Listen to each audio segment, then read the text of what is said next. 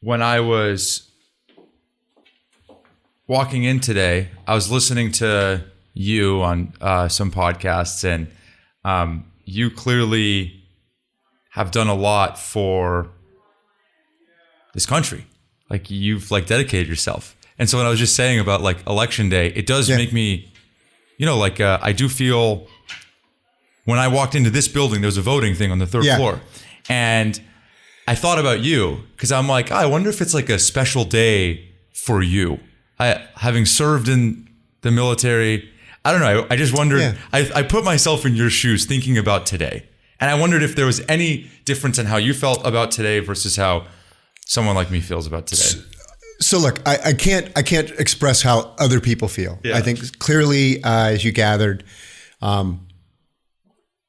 really value the opportunity that I had to serve, and the childhood that I had, as well as my experience at the military academy, just completely resonated with who I thought I was as a person from early on. And so a day like today where, this crazy experiment that is our country, I think Ronald Reagan in 1981, his acceptance speech, talked about the miracle that is a free and fair election. And that just resonates for me as well. It really is a miracle that the founding fathers and those who put together this great Constitution created an institution that is flawed, has challenges, is never as efficient or as effective as people want it to be. Yeah. But it's created this incredible experiment where innovation and just drive to do the right thing is really what I think our country's all about. Yeah, I totally agree. When you were, you went to West Point. Right. And then you went to be a Ranger, which is how do you describe it? Those of us in the military always kind of put a distinction on it. I want to be very clear on this. So in the military, there's a school called Ranger School. Yeah. And when you attend that school, which is a very difficult school, it's literally the hardest thing I've done in my life, harder than West Point, harder than any of those aspects. You are Ranger tabbed. So it means you have a tab that shows you went to Ranger School. It's basically light infantry skills. It's a leadership course. And I'll go into a little bit more detail on it, but I'll distinguish that from being in the Ranger Regiment. And those who served in the Ranger Regiment, oftentimes, some of them will say, well, you're not a Ranger unless you're in the regiment. I had every intention to be in regiment. I actually picked my duty station as a captain to do that. And I didn't anticipate how hard military life was on the wonderful spouse that I have. We had a 1-year-old, a 3-year-old. I was in company command. I was gone all the time. And I came back with my Ranger Regiment slot. And she did a little bit of the timeout and said, look, you're having a lot more fun in the military than I am. And we talked about what we were going to do. And from there, I actually went on to go apply to teach economics at West Point and had a mentor tell me, we've got lots of Rangers. We have very few folks who really spend their time building the mental capacity. That led to my whole career from there. Wow. But the important distinction, again, is Ranger School is a crucible event. It's 63 days where you sleep a few hours a day, literally a few. Like some nights you don't sleep at all. You get one meal a day. When I went through, it's a little bit smarter now. The whole idea is to create a stressful environment for you as a leader. Like basically put constraints. Incredible constraints. You're not, nothing can replace the tension and the intensity of actually being shot at or being in combat. But the intensity of everybody that you're with for all those 63 days is completely calorie deprived, is completely sleep deprived, and you have to step up and lead is an experience that is unique. Most military schools are kind of designed to help you graduate. Like in general, they want to give you the skills. Ranger School is designed to test you, and the fail rate is really high. What you can also do at Ranger School is at the time I went was in these 4 phases. So if in your 2-week phase, you failed the patrol or you failed a task, you could repeat just that one phase. But when you repeated it, you ended up working in essentially the work camp for 2 weeks, helping the next phase go through before your next phase. And you got to eat normal meals and sleep. A small number of us go straight through. I went straight through. I felt very fortunate to do that, but I lost, I'm not that large. I lost 35 pounds. No kidding. So you come out looking a lot like you're emaciated, but the things you learn on how to lead in tough circumstances, I think carries through in a lot of different ways in life. You think it's the hardest thing you've ever done? Oh, for sure.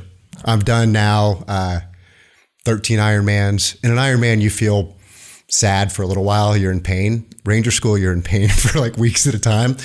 And it's also the most, I think, valuable thing I've ever done because it taught me to lead in tough circumstances, and it taught me that I could always do more than I thought I could that day. And the Rangers are the Army equivalent of the SEALs, basically? I won't go in drawing all that aspect but basically, of it. it's the special forces of the Army, as is the Green Beret, as is exactly. the SEALs. So each of them has different capabilities, that different makes things sense. they do. Yeah. The Ranger Regiment is 3 battalions. So, a battalion is roughly, 1,000, a little bit plus than that. And their idea is to be, you're exactly right. They do airfield seizures, shock troops, Rangers, again, to give them the testament, the regiment had more high value target captures and kills than any unit during the global war on terror. It's a very, very high esprit de corps unit. I was really looking forward to doing that and then your wife pulled the plug. Yeah, no, we had a discussion. She didn't pull the plug. I think it was a good discussion. So, but in your mind, sorry to interrupt you, like you just went through 43 days of this program. 63 to be 63. 63 days. Yeah. You went to West Point, so like you've been teeing up for this for a while, right? It's a great question. It's even more complex than that. So I was very fortunate at West Point to be able to choose to be an infantry officer. So by default, infantry officers have to go to Ranger School. To go to the unit that I was going to, which was a 4 deployed part of the 82nd Airborne that was stationed in Vicenza, I had to graduate Ranger School. So all those things were part of what I needed to do. But then when I wanted to go to the way Ranger Regiment works is, and we're spending way more time talking about this than I planned. I love it. I could spend the whole time talking about this. So to be a platoon leader in the Ranger Regiment, you had to first be a successful platoon leader in an infantry line company somewhere else. The same rule applies as a company commander. So you have to have done your job, in an Army unit somewhere, and then you have to then go apply to the Ranger Regiment. When I was stationed in Vicenza is when the Army was first drawing down. The global war on terror. Sorry, I'm going to have to pause because I'm getting it. No, I should that's have all turned right. this off. Let's just fix that. That's all right. So I'd wanted to go to Ranger Regiment from the time I was a lieutenant, and I wasn't able to do that.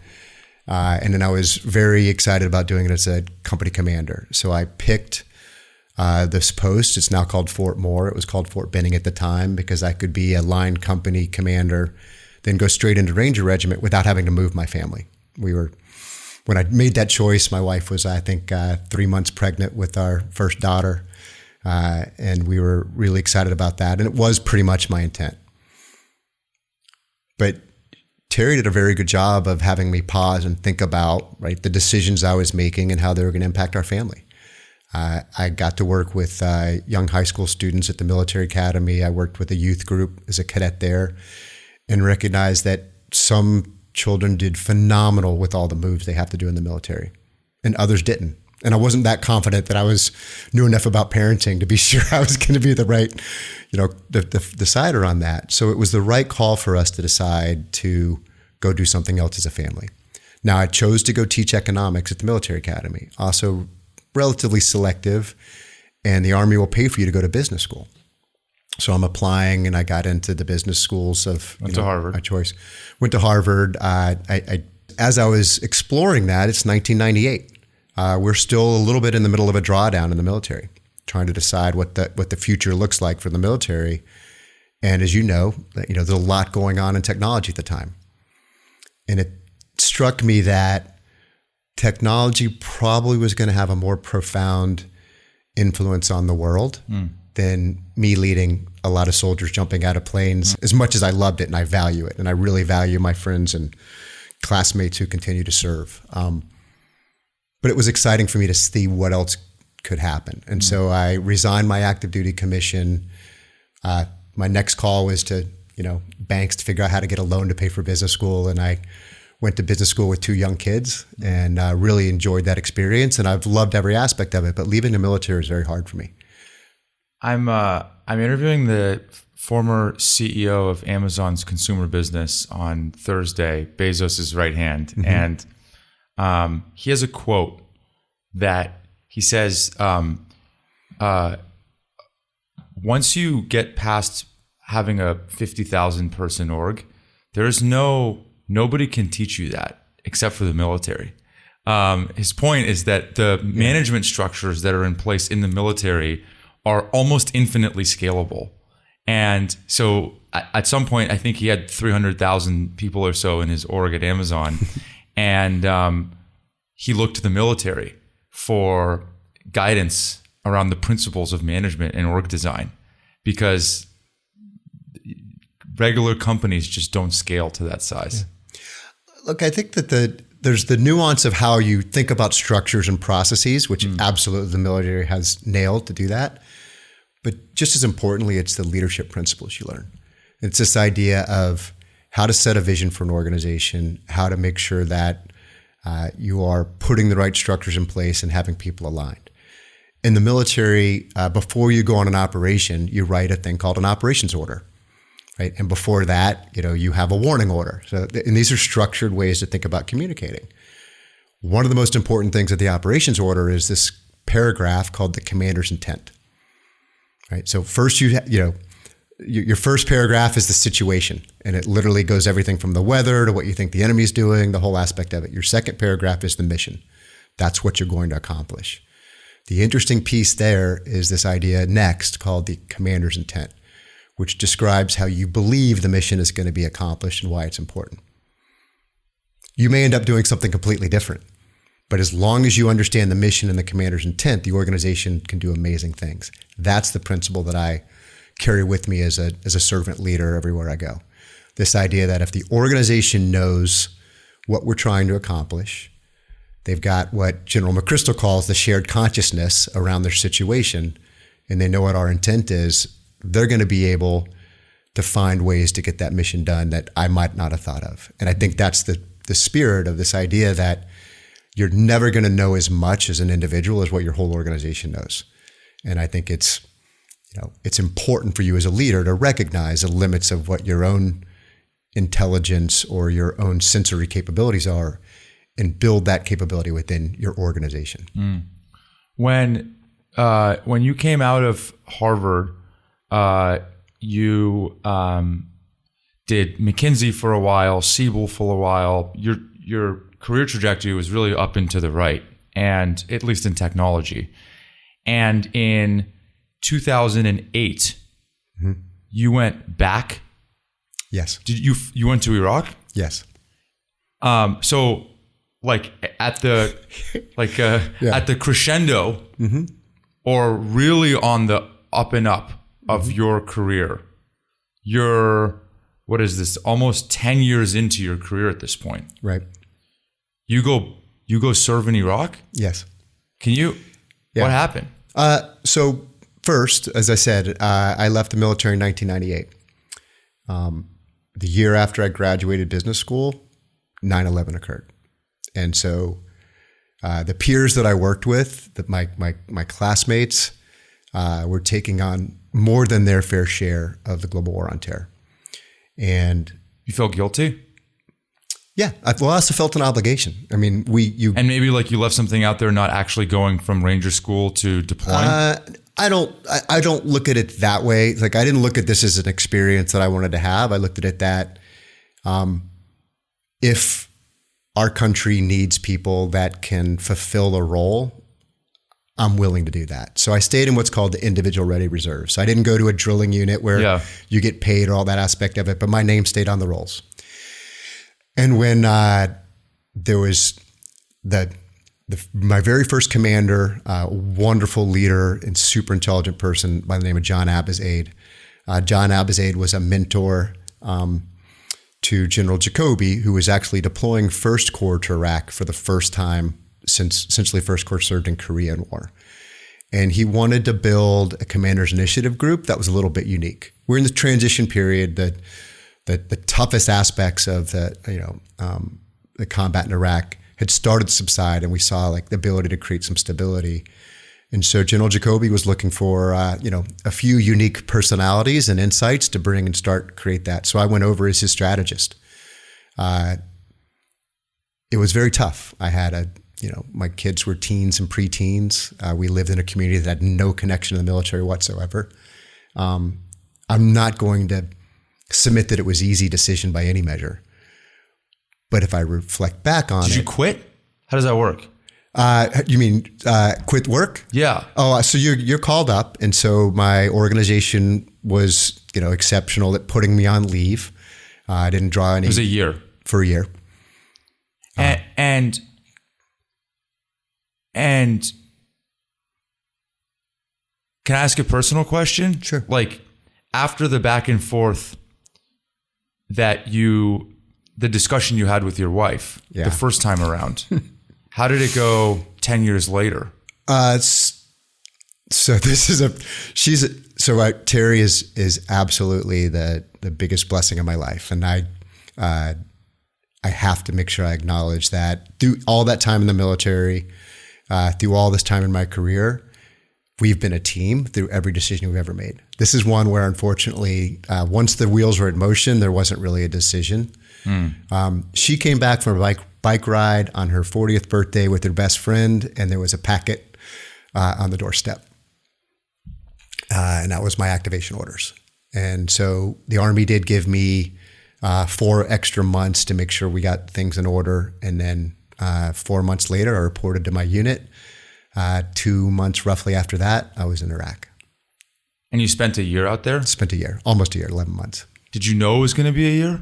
Yes, you do know. So you know that your activation is going to be for 13 months, and you know the deployment cycle of the unit. So yes, you do that. And I got to come home for a week and a half during the middle of the summer, see the family, and then you're back in it. And when you come back, did you go back to the same job? No, as a matter of fact, I was the chief operating officer for a financial planning firm. And of course, right in the midst of this as well, the financial crash occurred. So they were great to me. They, essentially kept me on leave during that time. But when I returned, the organization had gotten smaller, and I was also a little bit ready to move on. So by good mutual discussion, we said, did something else, parted ways. Now the interesting part of that is, I came back from Iraq and I went, back to work at C3 with Tom Siebel. And it was every bit of the excitement and challenge. Did you work for Tom? Yes. How do you readjust to like normal life?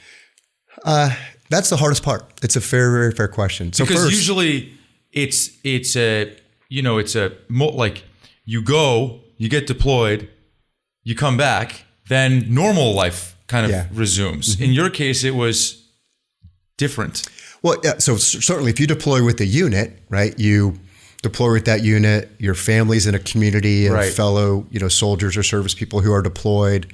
That was the toughest thing I think for my family. We had none of that.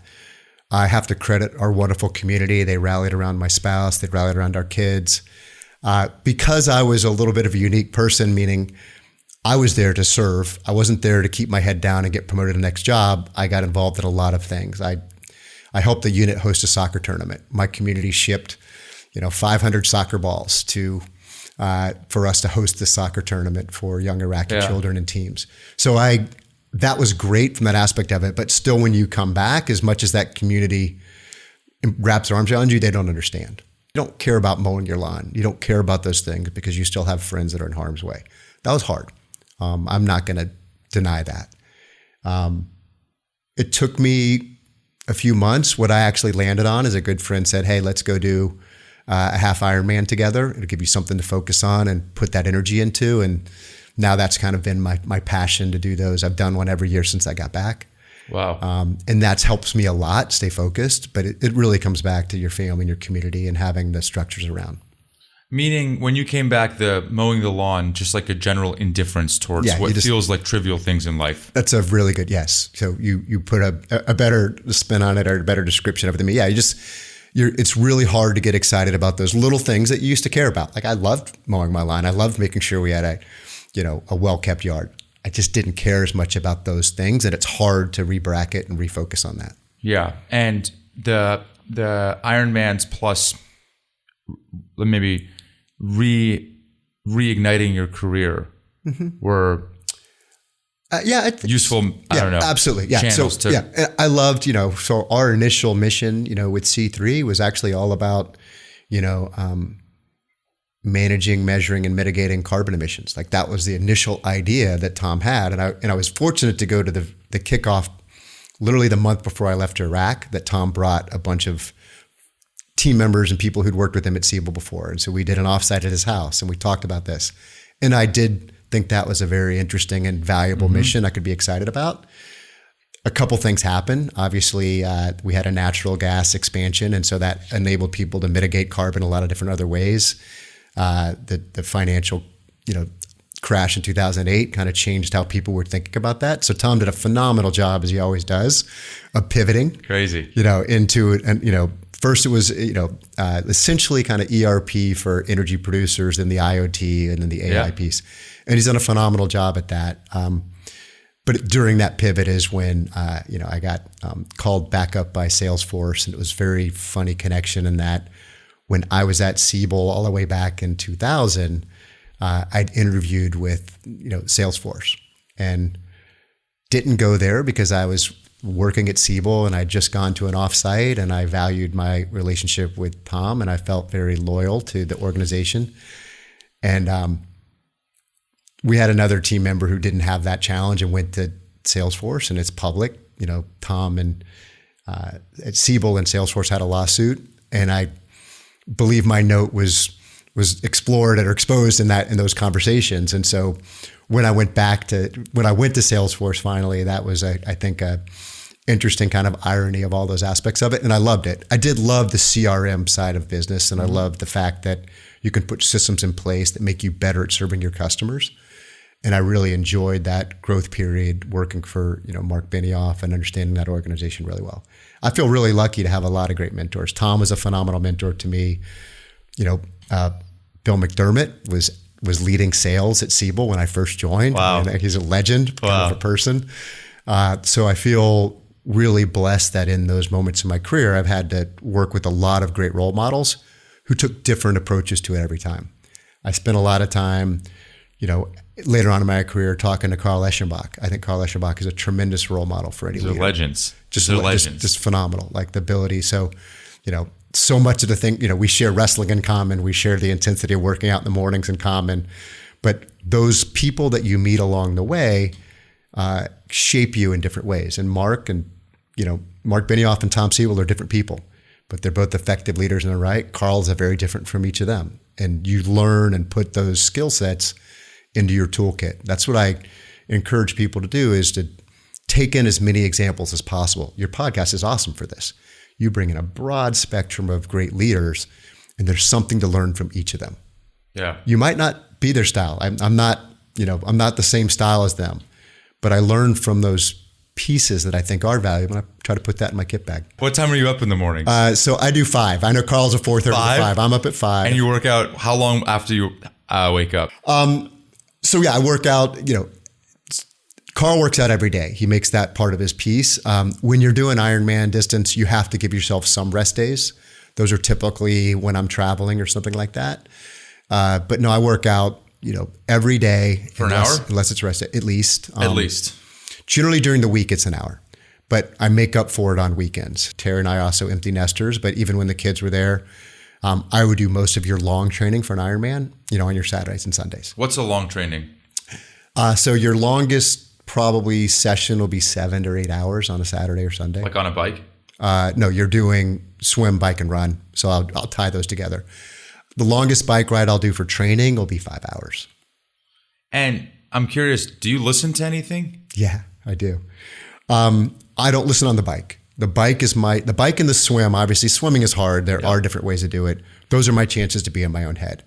In swimming, I'm a mediocre swimmer, given body type. So I spend all of my time thinking about my stroke and my technique, because swimming is so technique focused. Given body type, you mean like muscles will just sink you to the bottom of the ocean? My legs are even worse. So I do that. I look like a motorboat, and I work so hard to get my legs up, you wouldn't believe it. And then on the run, you listen to. So yes, bike is in my head, because you want to, like, when you're biking on the road, you got to have your head on a swivel. It's just, most people have good intent, but everybody looks at their phone.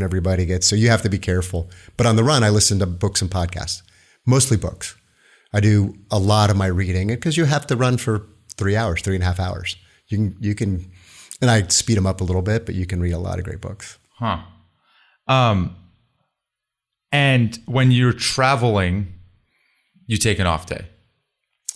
Generally, off days work themselves into flight or travel. I do have a training program. I used to coach for a while. I drove my coaches crazy because nothing ever fit what they wanted to do. So I download a training program, and I generally try to follow it, particularly on the weekends. But during the week, I have to be flexible.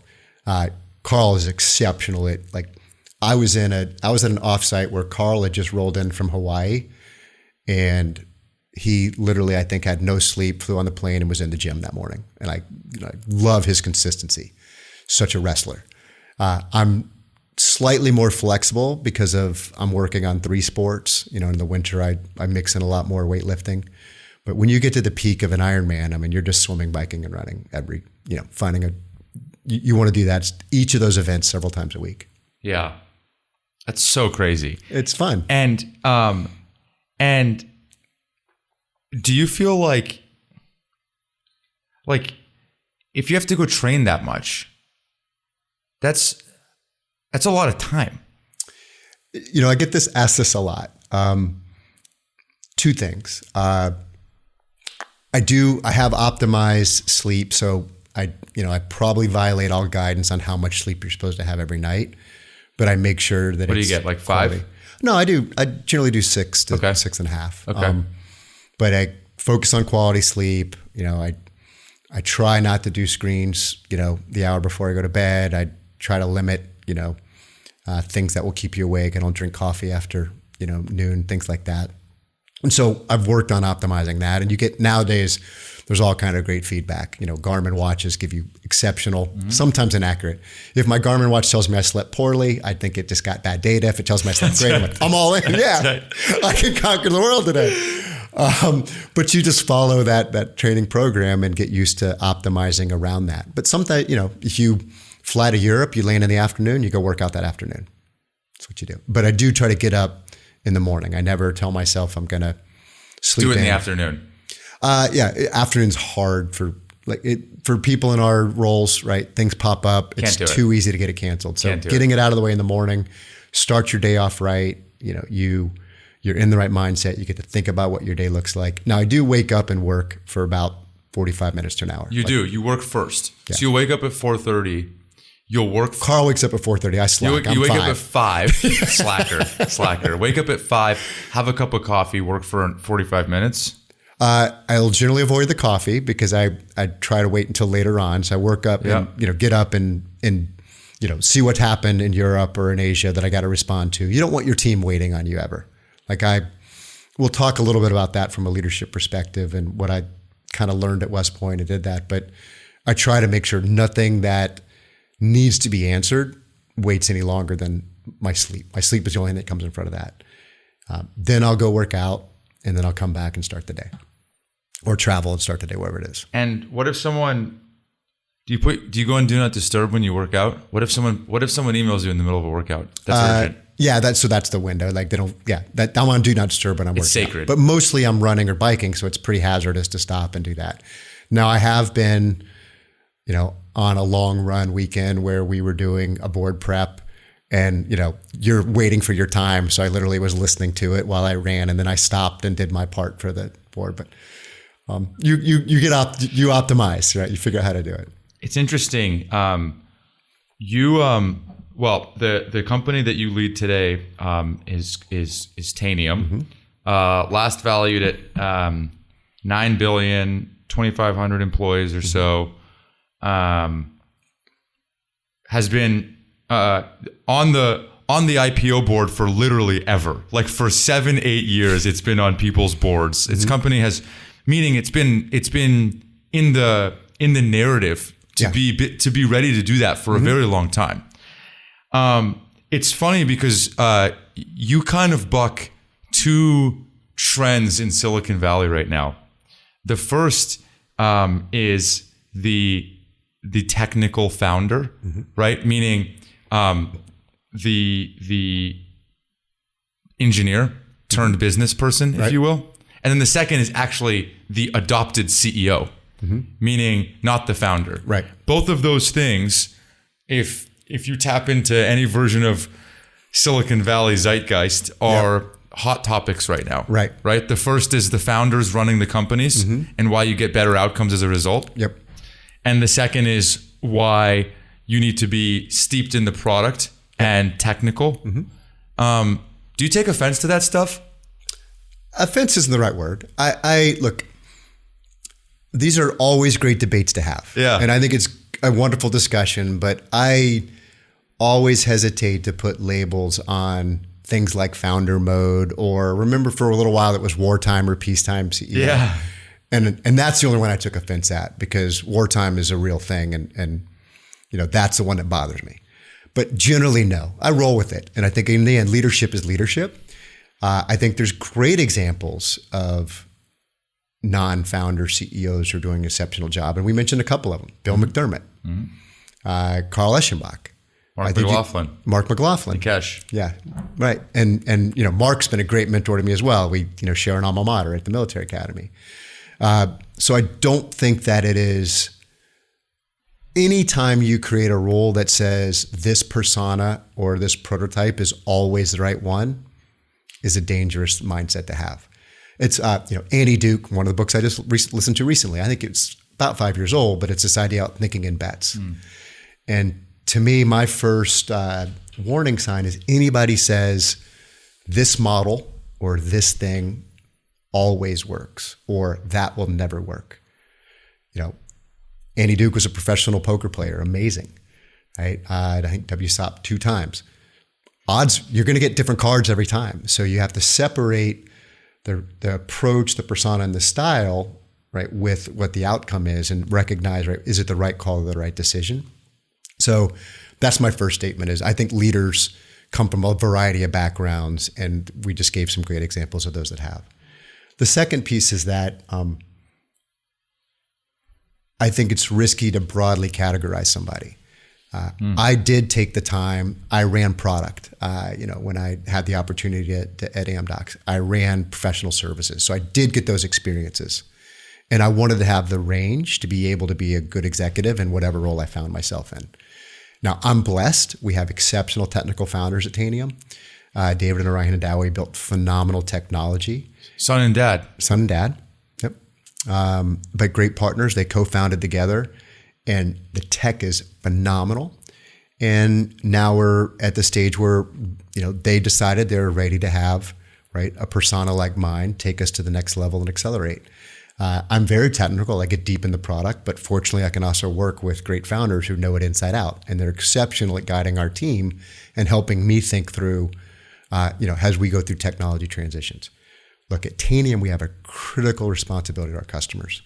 We help the most innovative and security conscious organizations in the world, like, have visibility on things they didn't have before, respond and control those assets they need to in real time. And when something goes wrong, they can remediate quickly. I love that mission. In essence, it's that same architecture of service that's kind of defined my career. So I felt really blessed to first get introduced to their technology as a customer CEO, and then have the chance to meet them. It's the very first job in my whole life that I've taken where a headhunter called me first. Every other one, it's somebody that I worked with or somebody that I was working with called me and said, this might be interesting for you. We think this is a good fit. And this is the very first one where, someone from a headhunter firm called me and said, I'd like you to meet Orion and David. And we had lots of deep discussions, lots of conversations around it. Again, I love what the product does. We're supporting, the largest financial institutions around the world. I've been in 5 different ministries or departments of defense around the world. We're in all branches of the U.S. government. And now, because of the way we've changed and driven the architecture to be delivered as a service, we work with organizations of all sizes. We're protecting schools, hospitals, communities. I mean, it's all I could ask for in a professional career outside of serving in the military. I loved being in the military. I loved the service aspect of it. Here, I felt like I had a chance to come full circle, and I'm excited to be working with our team. I read that they interviewed like 160 people or something for this job.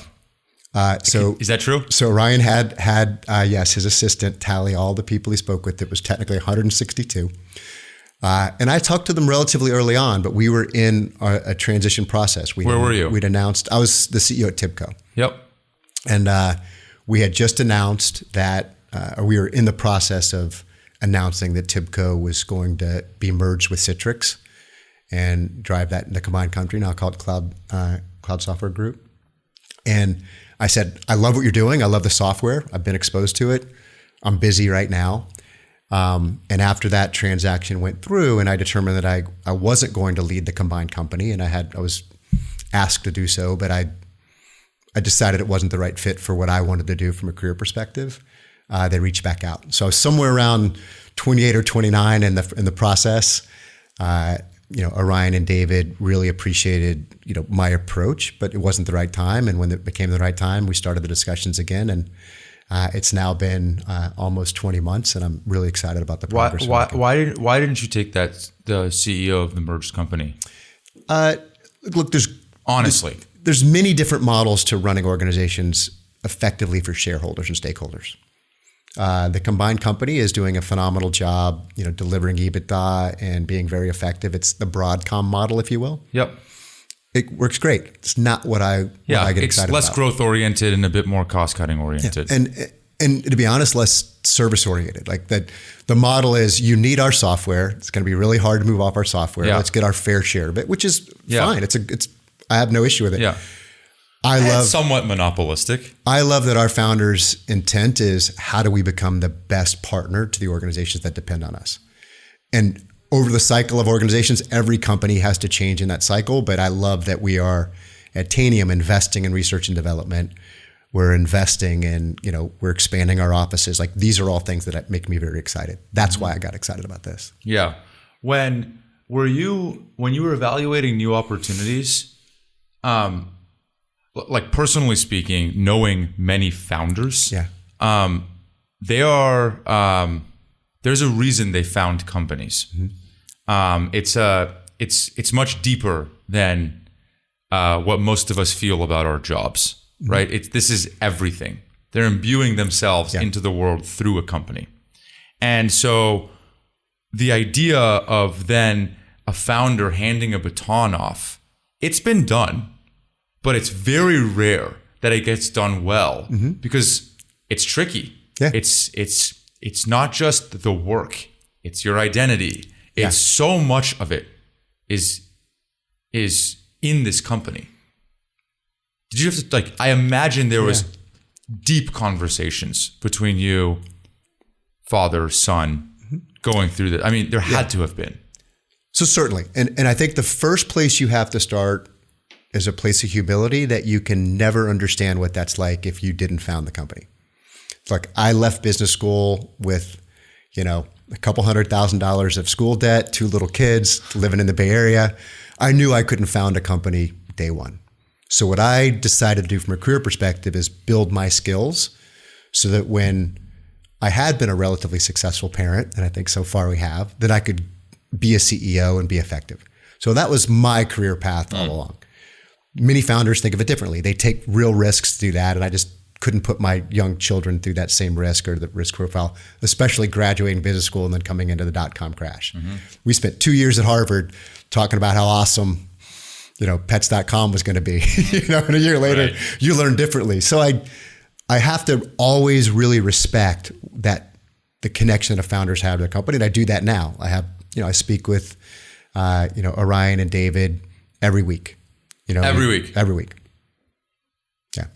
And sometimes multiple times a week. And it's perfect for me. I really appreciate that. But we did have to have a lot of conversations about, all right, what are our boundaries? Yeah. And I don't want to say swim lanes because that's always a bad organizational example, because I don't think swim lanes should work in organizations, right? Anytime we have to be able to help each other. But this idea around where are we going to focus our energy, and those energies will overlap, but how do we get the best out of this relationship together? And I really couldn't ask for more support. What questions did you feel like you had to ask in order to make sure that they were not going to be helicopter parents? I don't think you can really assure yourself that's not going to be the case. You have to come in thinking that's what they're going to do. And it's their prerogative for a while. What you have to do is earn that respect over time. And I think that's what we've done. We have continued to improve our trajectory. We put systems in place that are really helping us grow and serve our customers better. I didn't really get, that's a kind of an ego piece about this is mine and this is yours and these are the places. That's not the way I thought about it. I really thought, look, this is amazing technology. They've definitely reached the decision that, right, in 160, you do 162 conversations, you're serious about finding somebody.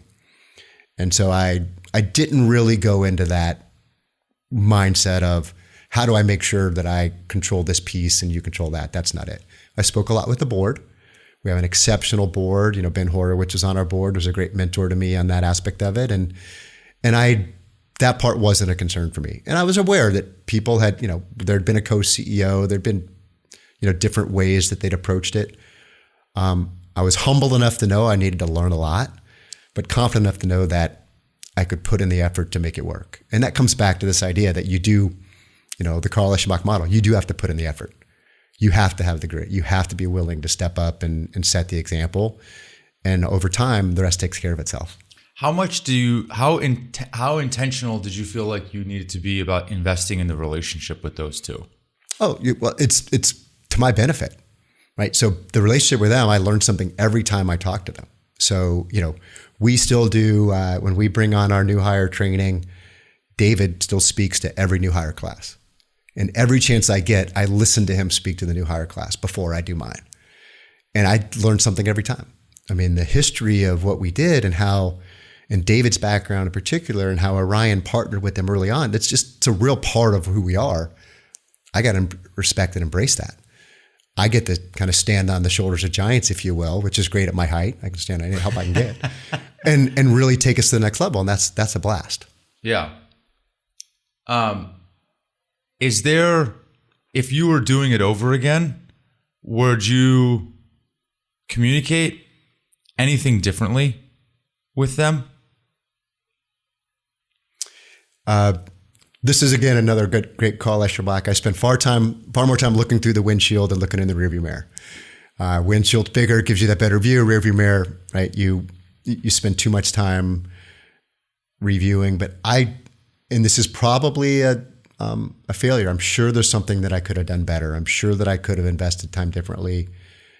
But in general, where we are is exactly where I would hope I would be, 20 months into the role. Yeah, that's fair. That's fair. Yeah. Before you joined Tanium, mm-hmm.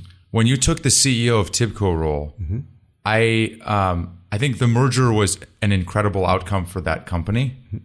but it was, from my understanding, not an easy journey. Like when you joined, it was your first CEO gig, right? Right.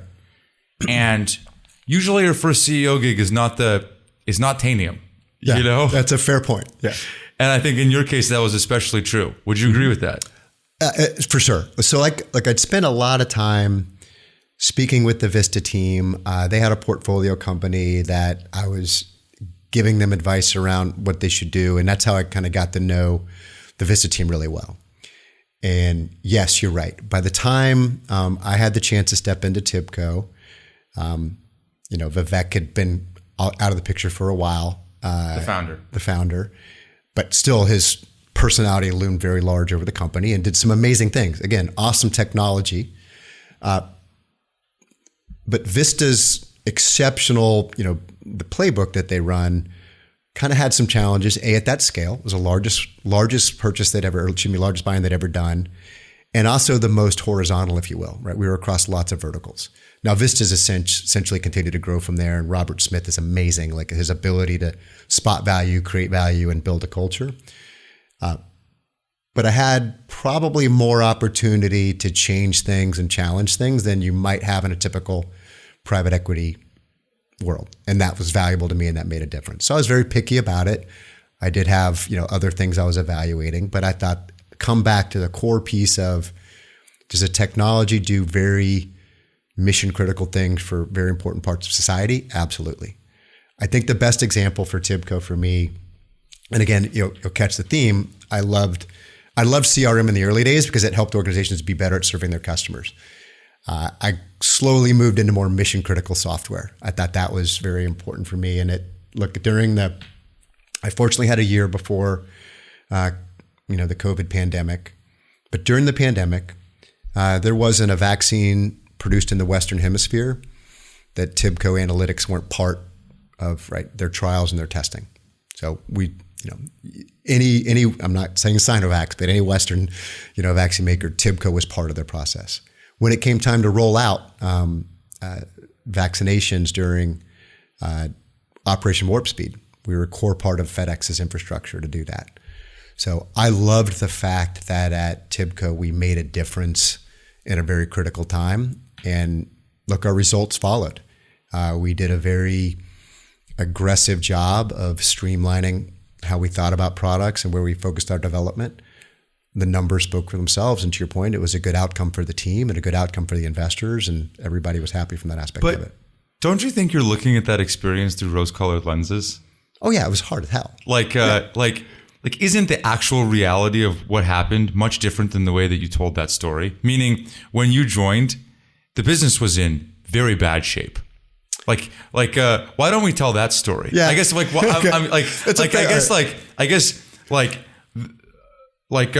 the business was trying to go from a perpetual licensing to a subscription model. Right. At the time, through that endeavor, there was a 75% decline in new licensing revenue. Yes. I don't want to say falling off a cliff, but pretty darn close. There was a loan that was coming due for $2.2 billion in 2026, and a second one right behind that of $650 million. True to form, Jim, you've done your research. Okay. And so when you took this on, it was a disaster. I don't want to use a pejorative like a disaster. It wasn't pretty. You're right. It wasn't pretty. And we had work to do, but we had a great team. And we had, again, phenomenal technology. So if you have those aspects of it, and now you have the ability to drive and make change, which I had the kind of free hand to do that. It's pretty amazing what you can do. Now, a big part of this was just talking to the team and being truthful, to your right. My first all hands call wasn't pretty, right? We just, changed out the long-term CFO who'd become the CEO, and they'd struggled, and you had to be honest with that, look in the mirror. But I come back to, we created the vision, we created the commander's intent, if you will, and commander's not a great word to use in commercial enterprise, but they knew what we wanted to do. And it was to control our destiny, to your point, to make that leap from perpetual to subscription, to build the technology that would support that. And we did it. We kept a lot of the great leaders that were already there. Chief Technology Officer is an amazing technologist. But we also, built some new team members, brought in a tremendous Chief Revenue Officer, brought in a tremendous Chief Customer Officer. And yeah, I am looking at it rose-colored glasses from the outcome perspective. But in the end, that's what we care about. How do we make the change? Do you ever redline? How do you mean? If you're driving a car too fast, you personally redline. Yeah. Do you ever redline? Yeah, probably my spouse would say I do, but I don't feel like I do. I get intense about two things. The one thing I hope that everybody brings to the table, and the thing that I hire for, is integrity first and foremost. You're going to do what you say you do, and are you a person that I can trust? And then secondly, are you a team player? So after coming back from Iraq, I worked with an organization that I helped the founder kick off called Redline. It was all about helping veterans transition. and I would speak to their sessions, and they do a little mini MBA course for people that are transitioning, because a big challenge for veterans is just learning how to speak the language. And I say, I know you want to come work in IT, but the most important I and T you're going to bring are integrity and teamwork. And if you can bring that, you're part of the team.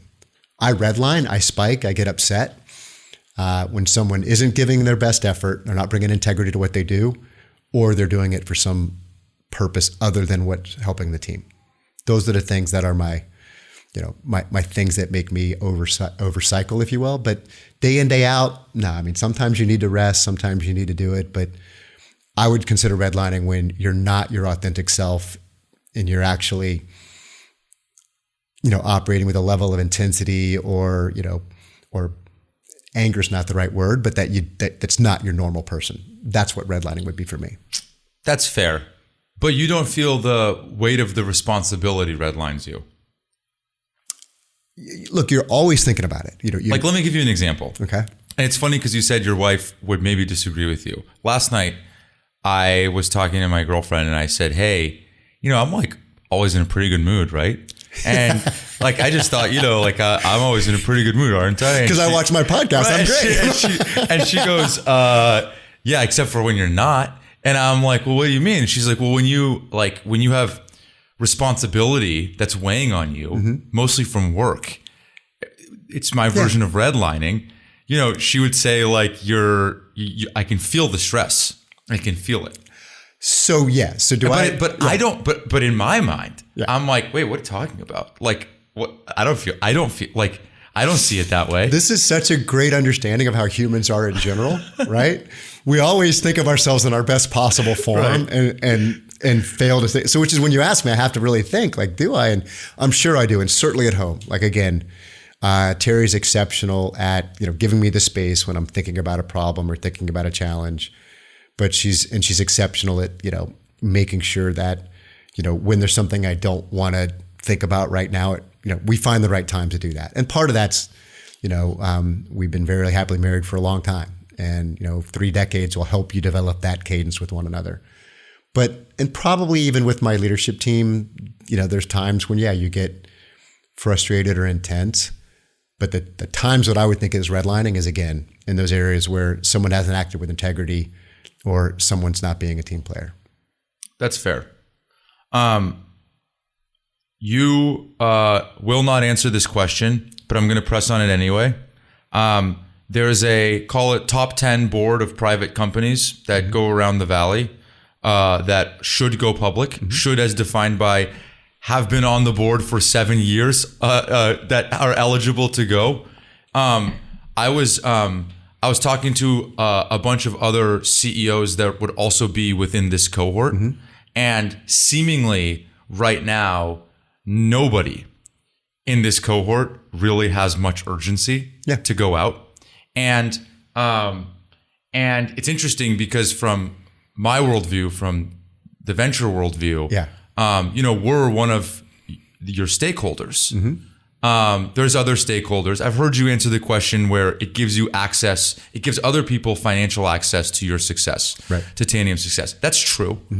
But then there's also, employees, there's other stakeholders involved. And it's just interesting because if everybody, we were talking about voting earlier. Right. If nobody votes, nothing actually gets done. If nobody thinks their vote counts, then we don't make progress. This is like a little bit similar, crude analogy, but and what a wonderful country everybody knows. Crude analogy, but I think you know what I mean. Like if everybody just says we'll just stay private, then it slows the gears of innovation down because it perverts incentives. Right. So I'll give a slight counterpoint to it, and I'll then build on your thing without directly speaking to because most people just want to know, all right, what's your date? No, I don't care about that. But when was Tanium founded? But so here's the thing about, you talk about slowing innovation. So if we look at those companies that went public much smaller than us 3 years ago, in the end, it's an economic market. So when we left the ZERP era and we went into higher interest rates, everybody quickly pivoted to a Rule of 40 to demonstrate that they could demonstrate EBITDA or cash flow, either one. some of them had to starve innovation in order to do that. It might have been the right thing. It's what the market wanted. They wanted it because cash now in a higher interest rate environment is better than cash later. Yep. I think we benefited from being able to continue to invest in our R&D during that period. We will control our destiny. I think to your point, there are a lot of good reasons to go public. You have public capital with which to make acquisitions if you find the right organizations that fit with your culture and your technology. You're in the public eye every 3 months. Like that's positive. Those are positive things to do. And to your final point, you reward your stakeholders and your team members who've been along this journey with you. All those things are very good reasons to do it. But the good news is we can pick our time to do that. We have, ample free cash flow now and ample cash in the bank to leverage appropriately and invest. And I think we are much stronger as an organization than our peers of our size who were public because we had that period. Now, at a certain scale, it makes total sense, to again, allow your team members to participate in that market, to allow your early investors to reap their benefits. But our goal is to make it worth the wait. And I think we are. Yeah, I think that makes sense. I just wonder how much of the calculus is a business versus a personal decision. What I mean by that is I was with the Rubrik founder, Bipple, and they're one of the few companies that have actually gone out into the public markets over the last year or 18 months. And he was articulating that since he was like a young kid in India, he had dreams of being a public company CEO and running a public company because he wants to build an institution that outlasts him. Okay. And the only way to really do that is in the public markets. And that's a very personal statement. Do you know what I mean? Yeah, no, it's not really about the business at that point. It's like it's almost like working backwards from I want to build an institution that outlasts me. Yeah, I don't know. But to some degree, even that's a degree of like hubris, right? I want to have created this organization that outlasts me, and it's not. It's just so if you're going to talk personally versus the organization, right? So I'm going to be very practical. Like organizations have different dynamics. Personally, I've always been far more excited about the team achieving things that they can be proud of that make a difference in the world. I mean, look, I ended up going to the military academy thinking that I was going to have a career of service. Like it wasn't until the day I chose to resign my active duty commission and keep my reserve commission that I thought I was leaving the military. And a lot changed. I went during the height of the Cold War, attended West Point in '86. Ronald Reagan was the president. He was telling, Gorbachev to tear down this wall. All that changed the year I graduated. The wall fell. We thought we'd be at peace forever with Russia. I studied Russian at West Point. I thought it was useless. Turns out I was wrong. I also thought we'd have a Pax Americana for decades. I was wrong. 9/11 happened. So the good news is I had calibrated to thinking about how to lead units and lead people in a way that it was authentic and could help them be great people versus creating something that is my legacy from that aspect of it. I truly, the next best thing to working out to me is working with an organization and seeing it work well. Yeah. And I had that experience I love being a platoon leader. As a platoon leader, you're right out of, Ranger school. You're trying to figure all this out. Your platoon sergeant is someone who's been in the Army for 18, 20, 24 years and still, because of tradition, calls you sir. And that leadership aspect of being humble enough to learn from that person, yet still be a leader who can guide that broader platoon, I think is a lesson that, everybody should find some way to get exposure to that, whether you're volunteering in organizations, you're supporting, different nonprofits, like that ability to be alongside somebody who's super experienced, yet you still have to lead that organization. I think to me, that's what gets me excited. I really, people ask you, what do you want your epitaph to read or where do you want to be buried? I don't care. Like this is now, and I love doing the things now that make a difference for people. I just think you'd be a great public company CEO. I'll leave it at that. I think you'd be great at it. And I think you're actually better positioned than most founders. So I don't want to compare myself to most founders. Just comes back to this idea around, what's the right persona? I do believe that whoever, is a public company CEO, you got to be prepared to manage a lot of stakeholders. You got to be prepared to manage the to's and fro's of that. And I'm ready for that if that's what turns out to be the right thing for us. And I do believe it is. But as our founders have stated, look, that's our decision to make at the time that will be right to make it. Yeah. I don't have a pro or a con on private or public. I think, again, the last 3 to 4 years have been great for us to be private. Totally. I'm not disagreeing with that. Yeah. I think it is I did want to talk to you about it because again, like I said, you're on the big board of 10 companies that have been and continue to be very ready for the public markets. And all of you continue to say the same thing, which is, I like the opportunity to continue to invest in R&D. We're focused on our stakeholders, our customers. We're going to continue to invest in them. It's all the same. Yeah, it's all the same. And the good news is it has the beauty of being true. Like now, do we put? That's true. Can I close the books in 5 days? Yes. Do I have a world-class executive team that is ready for the public? Totally. Yes. Totally. That's all about being prepared. Totally. I think when was Tanium founded? Do you remember? So basically, our first customer is 2012. Yeah. In 2012, let's just say that's a generous founding moment, but let's call that the founding moment. Okay. That's 12 years, right? 13 years, going on 13 years. The time horizons, again, just like I'm just painting the opposite picture here, are traditionally in early stage venture like 8 to 10 years, right? And it used to be the saying that if you were past 10 years, you're in your old age. It wasn't happening. Right. Now we're staring down the barrel of 15. Yeah. And so when I say kind of like, and then a 15-year to the IRR on 15 years starts to look very different, Anyway, it's more just like, look, you should have this perspective. That's your job. No, right? no. I just at some point someone's got to put plant their flag in the ground here, right? So I think what you described one of those aspects that as humans we always have to recognize, which is. You're right. You're pattern recognizing over a certain period of time, and we've had a different period of time. So you always have to be adding new facts and aspects into the equation. And so to your point, we're in an era where there are larger private companies than really ever before, certainly in the software space. But you got to look at all the factors that created that. So I don't think what we learned and we knew as facts in 2012 or 13 or 14 is the same as what we know as facts now, and it's always going to change. And this idea that F. Scott Fitzgerald, right? Mm-hmm. This idea of holding two opposing thoughts in your mind at the same time and being able to still thrive, right, is the hardest thing you can do. And I think you're right. This used to be a very old company. I don't think it is now for all the factors we talked about. Yeah. And you're right. The IRR's got to be pretty significant, but that's our goal. If we choose to do this, we're going to do something that creates value for shareholders in a meaningful way. Totally. I think it's totally well within your rights to run this company exactly how you please. I do get a little concerned. But it's not how I please, right? Yeah, it's how I think is best for our stakeholders because we have investors that we have to listen to. They're on our board. That's right. So Yeah. But if you look at let's take the OpenAI example. Okay. Every fundraise round, they're doing massive tenders where everybody inside the company is getting loaded.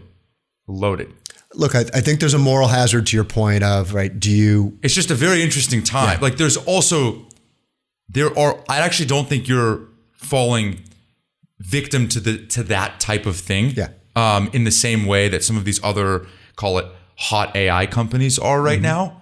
But there are some side effects to this. Oh, absolutely. So this is an interesting time, which we're going to, 10 years ago, we're going to look back at this moment and learn some lessons. I'm not sure exactly, I can't predict what they will be, but there's absolutely moral hazard and risk in this idea that I can take large amounts of investment and certainly take a tender before I'm actually creating tremendous value.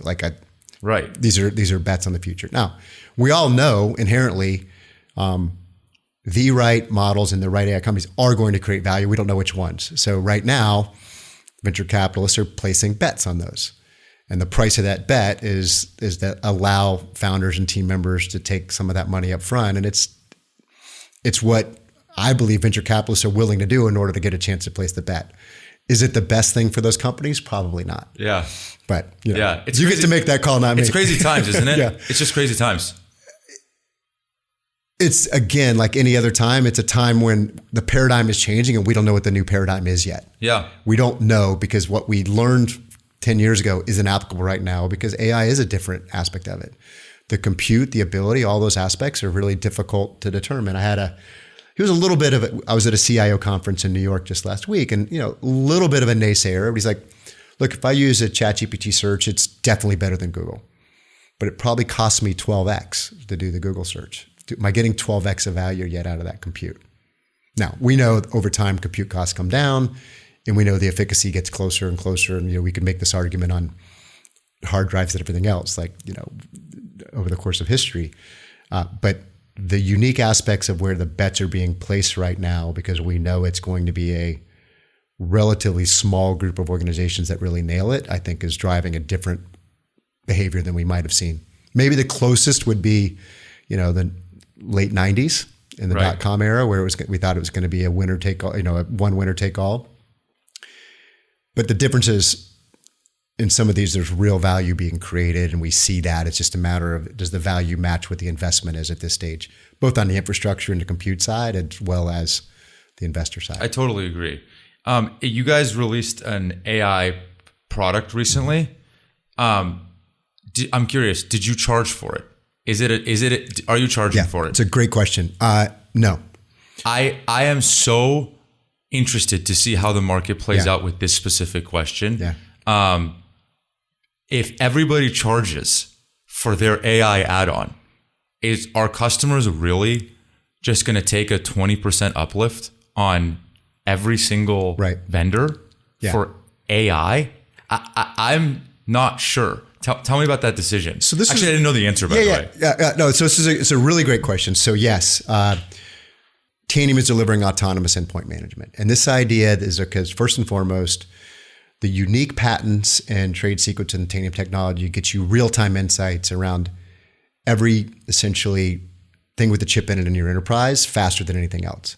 So what's really important for us is this idea that in an area where I'm trying to address vulnerabilities, or an area I'm trying to go, drive patching and compliance, or an area where I'm trying to respond to a threat, that decision cycle's got to be faster and faster. In the Air Force and the Army, we joke about this person who was an Army Air Corps officer, became an Air Force, and he calls it the OODA loop. This idea that I orient, I observe, I decide, and I act. So if I'm a fighter pilot, right, I'm upside down again, I got to reorient, I observe, and I got to decide, and I got to act. And that the pilots that could do that OODA loop faster than the opposing pilots were the ones that won in dogfights. And I think that's the same world of operations in cyber. The ability to get real-time insights and make decisions based on the operational impact and the security benefit is critical. So for us, we're calling that, a confidence score. The ability for me as an IT operator to decide, I've got this number of devices that either have a zero-day vulnerability or need to be done. I can do this in a ring, and I can see, well, here's the operational impact of rolling out that change. It blows up this idea that Patch Tuesday is when we roll out stuff and we meet at a table. That's what autonomous endpoint management is. The best way to think about how we supply that real-time data platform for AI is to think about the simplest autonomous system in your car is your windshield wipers. Most of us have them now. I don't have them in my old Jeep, but in new one. And what goes into that? So a lot of programming around how fast the car is going, the shape of the windshield, the type of wipers. Therefore, if it rains this much, the wipers are going to go X speed. But what's the most important input for your car? Whether it's raining and how much. And at Tanium, we're uniquely positioned with our platform to be essentially a real-time platform for AI, for all of our partners, and certainly for our own systems. And that enables us to drive that cycle faster and faster, which is important. Mm-hmm. And in the car analogy, what you're saying is we are going to upgrade you from when it rains, you turn the windshield on, to we will know when it's raining and automatically turn the windshield on. Exactly. And give you control, right? Just like in a winter. And we will not charge you for that. We will not charge you for that because we think it's fundamental to what we do. So obviously, I agree with you. Just to be clear, what are you actually doing? You're providing a better, more valuable service through your existing tools and technology for customers. Yep. I think it's crazy for everybody to be charging Look, it's a really unique question because, you're investing, you're putting that into it. But we decided that we were going to essentially put all this effort into how do we make our core product better. We believe over time, people will buy more capabilities from our core products. So there are essentially ways to use Tanium, right? First, just to get visibility. Second, to get you control. And, third, to remediate. You can go all the way to measuring your digital employee experience, all with Tanium. Not every customer uses all those capabilities yet.